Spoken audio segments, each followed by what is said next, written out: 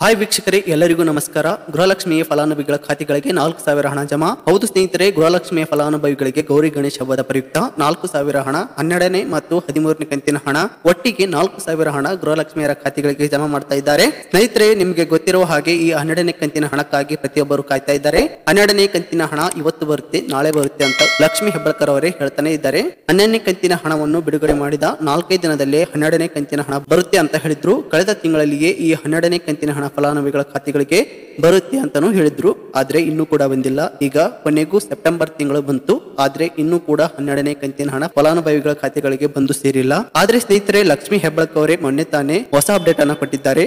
ಗಣೇಶನ ಹಬ್ಬಕ್ಕೆ ಗೃಹಲಕ್ಷ್ಮಿಯರ ಖಾತೆಗಳಿಗೆ 12ನೇ ಕಂತು ಮತ್ತು 13ನೇ ಕಂತಿನ ಒಟ್ಟು 4,000 ಹಣ ಜಮಾ ಆಗುತ್ತೆ ಅಂತ ಮಾಹಿತಿಯನ್ನು ಕೊಟ್ಟಿದ್ದಾರೆ. ಈಗ ಮತ್ತೊಂದು ಹೊಸ ಅಪ್ಡೇಟ್ ಅನ್ನು ನಿಮಗೆ ತಿಳಿಸಿಕೊಡ್ತಾ ಇದ್ದೀನಿ. ಸ್ನೇಹಿತರೆ, ನೀವು ಇನ್ನೂ ಕೂಡ ನಮ್ಮ ಚಾನಲ್ಗೆ ಸಬ್ಸ್ಕ್ರೈಬ್ ಆಗಿಲ್ಲ ಅಂದ್ರೆ ಈ ಕೂಡಲೇ ಸಬ್ಸ್ಕ್ರೈಬ್ ಮಾಡಿ, ಹಾಗೆಯೇ ಈ ವಿಡಿಯೋಕ್ಕೊಂದು ಲೈಕ್ ಕೊಡಿ. ಸ್ನೇಹಿತರೆ, ನಿಮ್ಮ ಖಾತೆಗಳಿಗೂ ಸಹ 4,000 ಹಣ ಜಮಾ ಆಗ್ತಾ ಇದೆಯಾ? ಇವತ್ತು ಅಥವಾ ನಾಳೆ ನಿಮ್ಮ ಖಾತೆಗಳಿಗೆ 4,000 ಹಣ ಬರುತ್ತಾ ಅನ್ನೋದ್ರ ಬಗ್ಗೆ ಹೊಸ ಅಪ್ಡೇಟ್ ಅನ್ನು ಬಂದಿದೆ. ಪ್ರತಿಯೊಬ್ಬರು ಗೃಹಲಕ್ಷ್ಮಿಯ ಫಲಾನುಭವಿಗಳು ವಿಡಿಯೋವನ್ನು ಪೂರ್ತಿಯಾಗಿ ನೋಡಿ ಆದಷ್ಟು ಜನರಿಗೆ ಮಾಹಿತಿಯನ್ನ ಶೇರ್ ಮಾಡಿ.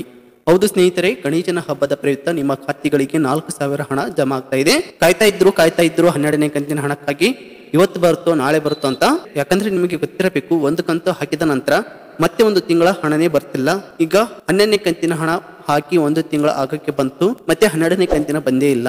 ಲಕ್ಷ್ಮಿ ಹೆಬ್ಬಾಳ್ಕರ್ ಅವರು ನೋಡಿದ್ರೆ 12ನೇ ಕಂತು ಮತ್ತು 13ನೇ ಕಂತಿನ ಹಣ ಒಟ್ಟಾಗಿ 4,000 ಹಾಕ್ತಿವಿ ಅಂತ ಹೇಳ್ತಾ ಇದ್ದಾರೆ. ಹಾಗಾದ್ರೆ ಬನ್ನಿ, ಈ ಒಂದು ಲೇಟೆಸ್ಟ್ ನ್ಯೂಸ್ ಅನ್ನ ನಿಮಗೆ ತಿಳಿಸ್ಕೊಡ್ತಾ ಇದ್ದೀನಿ. ಯಾವಾಗ್ಲಿಂದ 4,000 ಹಣ ನಿಮಗೆ ಜಮಾ ಆಗ್ತಾ ಇದೆ? ಇವತ್ತಿನಿಂದಲೇ ಬರ್ತಾ ಇದೆಯಾ? ಮೊದಲು ಯಾವ ಜಿಲ್ಲೆಗೆ ಬರುತ್ತೆ, ಯಾರೆಲ್ಲ ಹಣ ಪಡಿತಾ ಇದ್ದಾರೆ, ಮೊದಲಿಗೆ ಯಾರಿಗೆ ಹಣ ಬರುತ್ತಾ ಇದೆ ಅನ್ನೋದ್ರ ಬಗ್ಗೆ ಕಂಪ್ಲೀಟ್ ಆದಂತಹ ಮಾಹಿತಿಯನ್ನ ತಿಳಿಸಿಕೊಡ್ತಾ ಇದ್ದೀನಿ. ವಿಡಿಯೋನ ಆದಷ್ಟು ಪೂರ್ತಿಯಾಗಿ ನೋಡೋದಕ್ಕೆ ಟ್ರೈ ಮಾಡಿ. ಸ್ನೇಹಿತರೆ, ಲಕ್ಷ್ಮಿ ಹೆಬ್ಬಾಳ್ಕರ್ ಅವರು ಕೊಟ್ಟಿರುವಂತಹ ಮಾಹಿತಿಗಳ ಪ್ರಕಾರ ಒಟ್ಟಾಗಿ ಗಣಪತಿ ಹಬ್ಬ ಮುಗಿಯುವ ಒಳಗೆ ಪ್ರತಿಯೊಂದು ಫಲಾನುಭವಿಗಳ ಖಾತೆಗಳಿಗೆ 4,000 ಹಣವನ್ನು, 12ನೇ ಮತ್ತು 13ನೇ ಕಂತಿನ ಹಣವನ್ನು ಹಬ್ಬ ಮುಗಿಯುವ ಒಳಗೇನೆ ನಿಮ್ಮ ಕೈಗೆ ಬಂದು ಸೇರಲಿದೆ ಅಂತ ಹೇಳಿಕೆಯನ್ನು ಕೊಟ್ಟಿದ್ದಾರೆ.